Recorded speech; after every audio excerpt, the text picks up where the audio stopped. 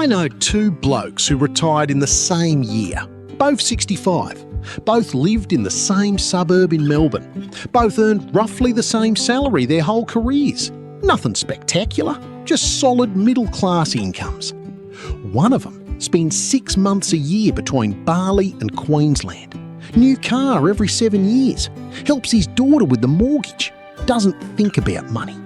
The other one checks his bank balance every morning before breakfast.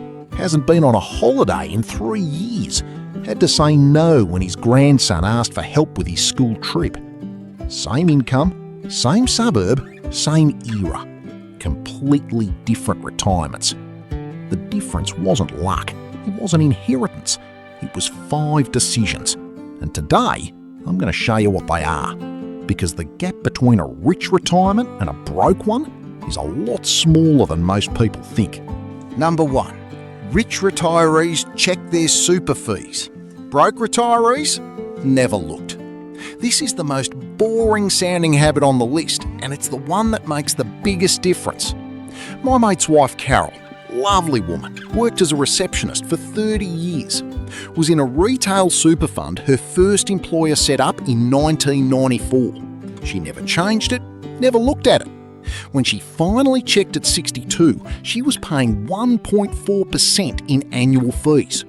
On her $380,000 balance, that's $5,320 a year being quietly taken off the top. She switched to an industry fund, charging 0.6%. Same balanced investment option, same risk. The difference, $3,040 a year, went back into her balance instead of into the fund manager's Christmas party. Over the 8 years since, that switch has saved her roughly $28,000. Not from earning more, not from investing in crypto, just from reading one page of her statement that she'd ignored for 30 years. Rich retirees know what they pay. Broke retirees don't even know there's a fee. Number 2.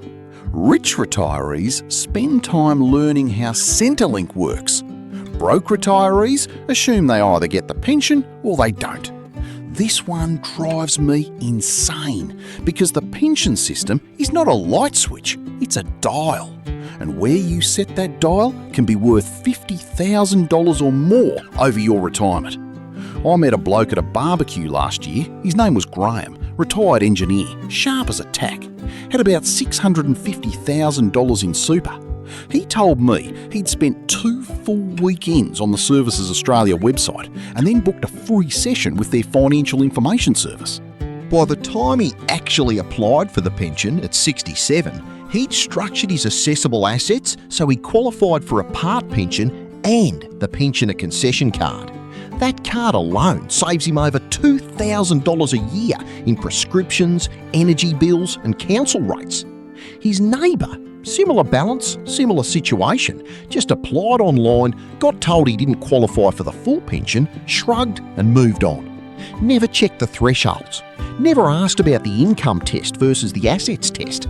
Never found out he was $8,000 above a cutoff that would have unlocked the card. Graham spent 2 weekends learning the system. His neighbour will spend the next 20 years paying full price for everything because he couldn't be bothered.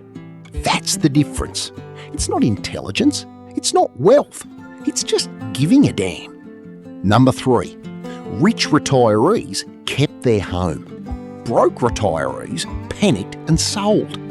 Now, this is controversial, and I know some of you will disagree, but the data backs it up.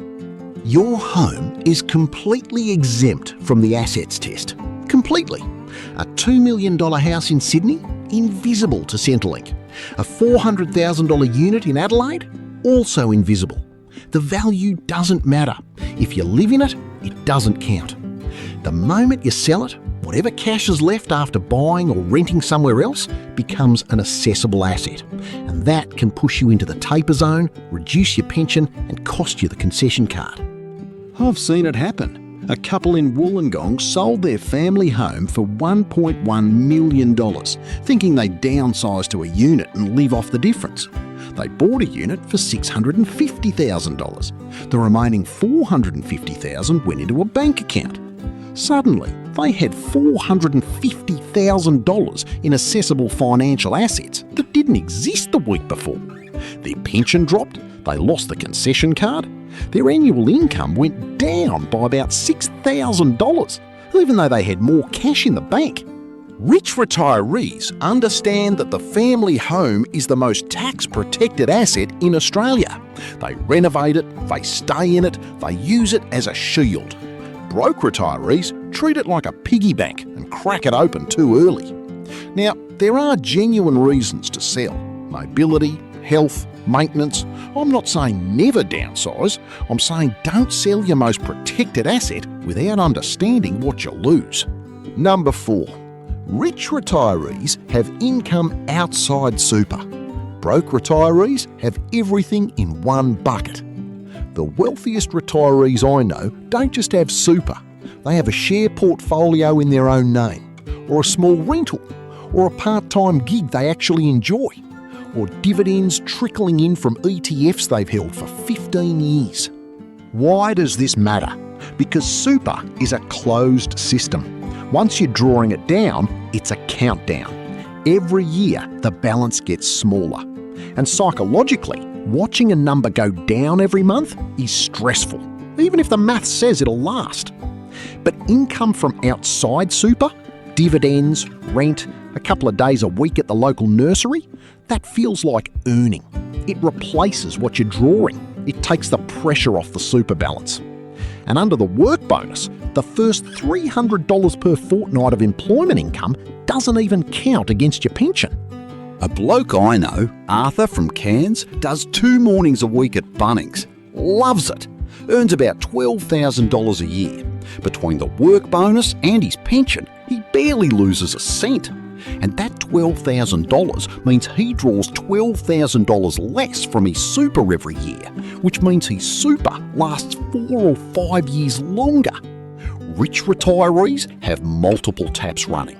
Broke retirees have one tap and they watch it drip. Number 5. Rich retirees planned their retirement. Broke retirees just stopped working. This sounds obvious, but the difference is massive. Planning means knowing your number, not your super balance, but your annual cost of living. What do you actually spend? Not what you think you spend, what the bank statement says you spend. Most Australians have never done this exercise. They retire, keep spending the way they always did, and then get a shock 18 months later when the super balance has dropped faster than expected.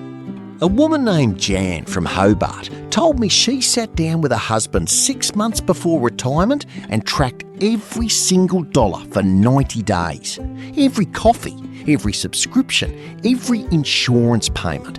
They found $11,000 a year in stuff they didn't need, didn't use, or had forgotten they were paying for.